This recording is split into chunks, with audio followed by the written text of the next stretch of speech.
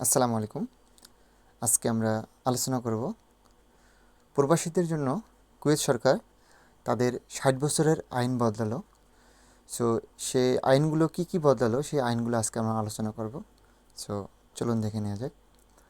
So আপনি যদি আমাদের চ্যানেলে নতুন হয়ে থাকেন এবং কুয়েতের বিভিন্ন নিউজ পেতে আমাদের চ্যানেলটি সাবস্ক্রাইব করে পাশে থাকুন। প্রবাসীদের জন্য থাকছে যেসব সুবিধা এই আইনের মধ্যে, সেগুলো হচ্ছে 60 বছরের বেশি পুরনো অভিবাসন ব্যবস্থার সংস্কার করেছে কুয়েত। আর এই সংক্রান্ত নতুন আইন প্রবর্তন করা হয়েছে দেশটির অভিবাসন নীতি আধুনিক করতে এবং ভিসা ব্যবস্থা অভিবাসী কর্মীদের প্রতি অভিজাত ঠেকাতে এই সংস্কার করা হয়েছে বলে কুয়েত সরকার কর্তৃপক্ষ জানিয়েছে। আরব আমিরাত ভিত্তিক যে গল্ফ নিউজটা আছে সেই নিউজটা গত নভেম্বর মাসে এই আইনটি আমিরি ডিক্রির মাধ্যমে জারি করা হয় বলেছেন। আইনটিতে একাধিক গুরুত্বপূর্ণ পরিবর্তন আনা হয়েছে।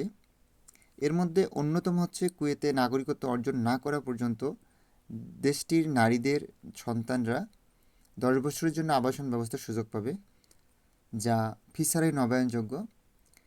দেখা যাচ্ছে যে মেয়াদটা শেষ হয়ে গেলেও আপনার দেখা যাচ্ছে কোনো কস্ট লাগবে না, কোনো ক্রেডিট লাগবে না, আপনি নতুনভাবে আবার নবায়ন করতে পারবেন।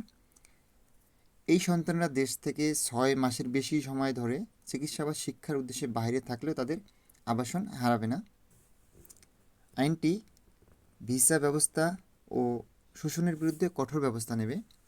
এছাড়া যারা অর্থের বিনিময়ে দেশটিতে প্রবেশ করবে, বাসস্থান বা ভিসা নবায়ন করবে, তাদের বিরুদ্ধে কঠোর শাস্তি আরোপ করবে কুয়েত সরকার কর্তৃপক্ষ।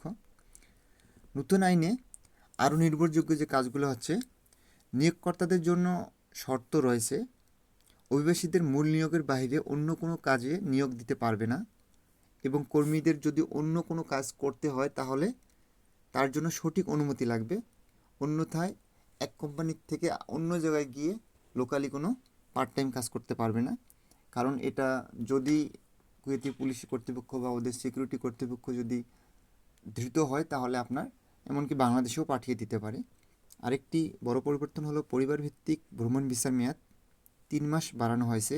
এক্ষেত্রে ভিসার ফি নির্ধারণ করবে স্বরাষ্ট্র মন্ত্রণালয়। এছাড়া বিদেশি গৃহকর্মী আনার জন্য 6 মাস থেকে কমিয়ে 4 মাস করা হয়েছে।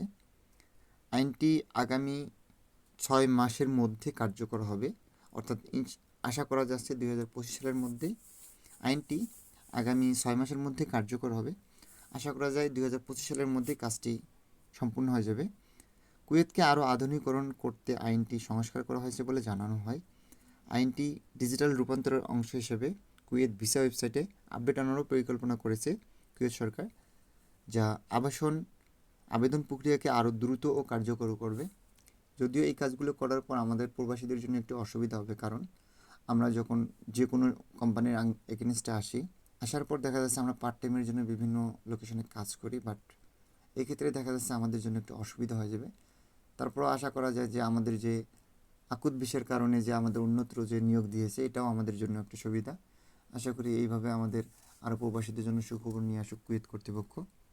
সো আমাদের নিউজগুলো ভালো লেগে থাকলে পরবর্তী নিউজের জন্য চ্যানেলটিকে সাবস্ক্রাইব করুন।